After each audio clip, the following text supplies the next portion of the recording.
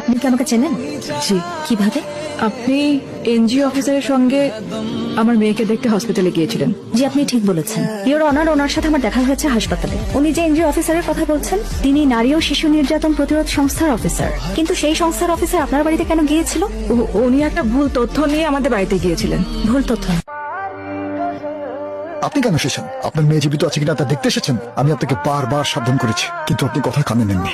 দেখুন তার পরিণতি। আপনার নিজের সন্তান আপনাকে দেখে ভয় পাচ্ছে। আপনি একজন সাকসেসফুল বিজনেসম্যান হতে পারেন, কিন্তু বাবা হিসেবে আপনি ফেইলিওর। আমি আমার মেয়েকে দেখতে আসবো না? বাবা হিসেবে আপনি কমপ্লিটলি ব্যর্থ এবং আপনাকে সেটা মেনে নিতে হবে। আমি আসলেই ব্যর্থ। আমি আসলে একটা ব্যর্থ বাবা। উনি অ্যাডভোকেট মাহবুব। আমার ছেলে হত্যার আসামির বিচারের আয়োজন করা হচ্ছে। কি বলা উচিত? কংগ্রেচুলেশন। মানে ক্ষতির বিনিময়ে ক্ষতি দিয়ে ক্ষতিপূরণ। জানেন, আমার বুকের ডান সাইডটা ফাঁকা হয়ে গেছে, আর মাত্র এই বাম সাইডটা বাকি আছে। হায় আল্লাহ, তুমি দেখো। হ্যাঁ,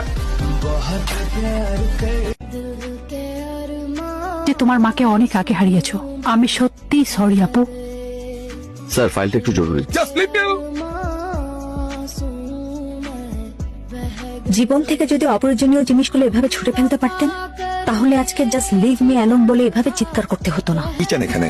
নিঃস্ব মানুষের কাছে কিছু চাওয়ার থাকে না, তাহলে এখানে কেন এসেছেন? প্রয়োজনে মানুষ মানুষের কাছে আসে। একটা কথা বলুন তো সাইম সাহেব, আপনি যতটা পৌরসত্ব বাইরে দেখান, ততটা পৌরসত্ব কি কখনো ঘরে দেখিয়েছিলেন? মানে এত কিছু হয়ে যাচ্ছে, আপনি কখনো আপনার বর্তমান স্ত্রীর ব্যাপারে কোনো পদক্ষেপ নিয়েছেন? ভয় পান স্ত্রীকে? কিসের ভয়? কারণ এই কাগজ। কিসের কাগজ? আপনার মৃত স্ত্রী সাইমার পোস্টমর্টেম রিপোর্ট। আপনার সাথে আমার আদালতে দেখা হবে। जिसने पूछा हमसे बिछड़े यार का। আদালত শুরু করা হলো। মামলা নাম্বার 125/2023। আইনের সাথে সংঘাত, অভিযুক্ত শিশু সিমরান। উপস্থিত আছে অভিযুক্ত শিশু।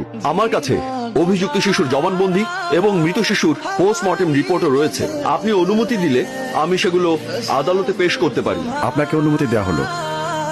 লার্নের শ্রাবণী, আপনি কিছু বলতে চান? বলুন। ইওর অনার, আমি শুরুতেই শিশু সিমরানের মা নাবিলা বেগমকে কিছু জিজ্ঞাসাবাদ করার জন্য আপনার অনুমতি চাইছি। আপনাকে অনুমতি দেওয়া হলো।